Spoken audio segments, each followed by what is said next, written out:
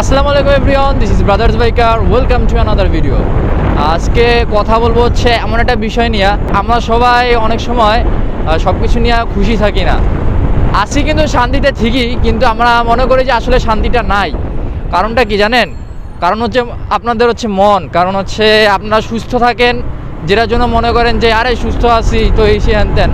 আজকে আপনাদের সাথে শেয়ার করবো এমন একটা কথা যেটা শোনার পর হয়তো বা আপনারা আসলে বুঝতে পারবেন সুস্থ থাকাটা আসলে যে কতটা বেশি প্রয়োজন একটা মানুষের জন্য।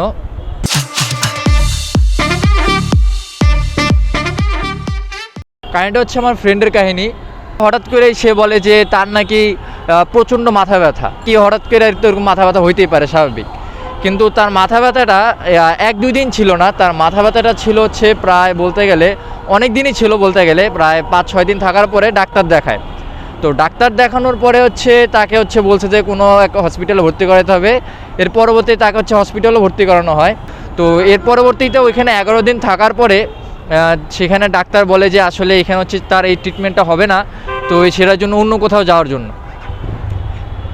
এই জন্য আমরা পরবর্তীতে তাকে অন্য এক জায়গায় শিফট করাই হচ্ছে তার মাথা ব্যথার তীব্রতার জন্য। পরবর্তীতে যখন ওইখানে টেস্ট করা হয় তার মাথায়, তো মাথায় টেস্ট করানোর পরে দেখা গেছে তার মাথায় ধরা পড়ছে হচ্ছে টিবি মেনিনজাইটিস, যেটা হচ্ছে মাথার হচ্ছে আমাদের যে মস্তিষ্ক আছে, মস্তিষ্কের ওপরে হচ্ছে একটা স্তর আছে, যেটাকে আমি যতটুকু জানছি আর কি, যেটার নাম হচ্ছে মেনিনজাইটিস। তো ওই স্তরটাতে যক্ষা হয়েছে। তো এই বিষয়টা এতটাই দুঃখজনক ছিল। আর ভাই বিলিভ করেন ভাই, মানে সে যে অসুস্থ ছিল তাকে হচ্ছে প্রায় মনে হয় 3-4 দিনের মতো, অ্যারাউন্ড 3-4 দিনের মতো হচ্ছে আইসিইউতে রাখা হয়। আর তার অবস্থা এতটাই ক্রিটিক্যাল ছিল যে বলার বাইরে। আমরা তো ফার্স্টে দেখে আমাদের হচ্ছে মন টন খারাপ হয়ে গেছে, মানে কীভাবে যে বুঝাবো, মানে হচ্ছে যে পরিস্থিতিতে এই পরিস্থিতি যে হয়েছে সে আসলে এটা বুঝে যে আসলে পরিস্থিতিটা কীরকম ছিল। তো যেটাই হোক, পরবর্তীতে তাকে প্রায় মনে হয় 4 দিনের মতো হচ্ছে আইসিইউতে রাখা হয় ক্রিটিক্যালে। তো এই 4 দিন রাখার পরে মোটামুটি লেভেলের আর কি, হালকা পাতলা বলতে গেলে একটু অনেক ঠিকঠাক হয় আর কি। তো এর পরবর্তীতে আমরা যখন ওর সাথে এই আইসিইউতে থাকা অবস্থায় যখন ওকে দেখতে গেছিলাম, বা ওর যে কান্নাটা ছিল, মানে আমার মানে কীভাবে বুঝাই আসলে বলার বাইরে না। তো ব্যাপারটা ছিল এমন, তার কান্না দেখে সে আমারে খালি বলছে এই কথাগুলোই বলতো যে ভাই আমি মনে আর বাঁচবো না, তো আমার জন্য দোয়া করিস, আমি হয়তো আর বেশি দিন বাঁচবো না, এই আনতেন। আমরা তো বলতাম যে আরে বেটা তুই এগুলা কী বলস না বলস, এরকম কিছু হবে না, আল্লাহর রহমতে সব ঠিক হয়ে যাবে, প্যারা নাই, ট্রিটমেন্ট নিলে সব ঠিক হয়ে যাবে।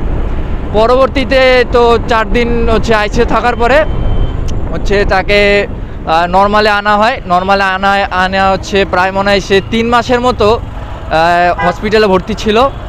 তো এই জন্য বললাম, তখন সে যেটা রিয়েলাইজ করছে, ঠিক আছে, আর কি ওর লাইফে হচ্ছে বলতে গেলে অনেক কিছু হওয়ার ইচ্ছা ছিল, সব ভাই বাদ দিছে। বলছে ভাই আমার জীবনে কিচ্ছু দরকার নাই, আমার খালি সুস্থতাই হচ্ছে আসল।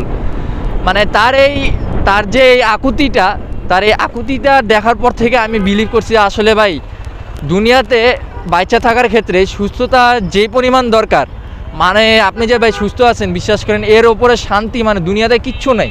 শেষমেশ একটা কথাই বলবো, অবশ্যই এখন আল্লাহর রহমতে ও হচ্ছে অনেকটাই ঠিক হয়ে গেছে। আজকে তো প্রায় হচ্ছে 1 বছর হয়ে গেছে। তো আল্লাহর রহমতে যক্ষার ওষুধ হচ্ছে 2 বছর কন্টিনিউ করা লাগে, তো ওর হচ্ছে 1.5 বছর অলরেডি হয়ে গেছে আল্লাহর রহমতে। তো এখন পুরা বলতে গেলে অনেকটাই ঠিক। তো যেটাই হোক, আমি সবাইকে শেষমেশ একটা কথাই বলবো যে আপনারা জীবনে যেটাই করেন না কেন ভাই, টাকাও কিছু না দুনিয়াতে, টাকা আসবে যাবে সবই হবে, কিন্তু ভাই সুস্থ থাকাটা আসলে হচ্ছে দুনিয়াতে সবথেকে মূল জিনিস ভাই, বিশ্বাস করেন। অসুস্থ থাকাটা কী জিনিস এটা আসলে যারা অসুস্থ তারাই কিনা এটা বুঝে আর। তো এটার জন্য বলবো যে আপনারা সবসময় সুস্থতা কামনা করেন, নিজের জন্য করেন, অন্যের জন্য করেন। সবাই ভালো থাকেন, সুস্থ থাকেন, এই কামনায় রইল। আল্লাহ হাফেজ।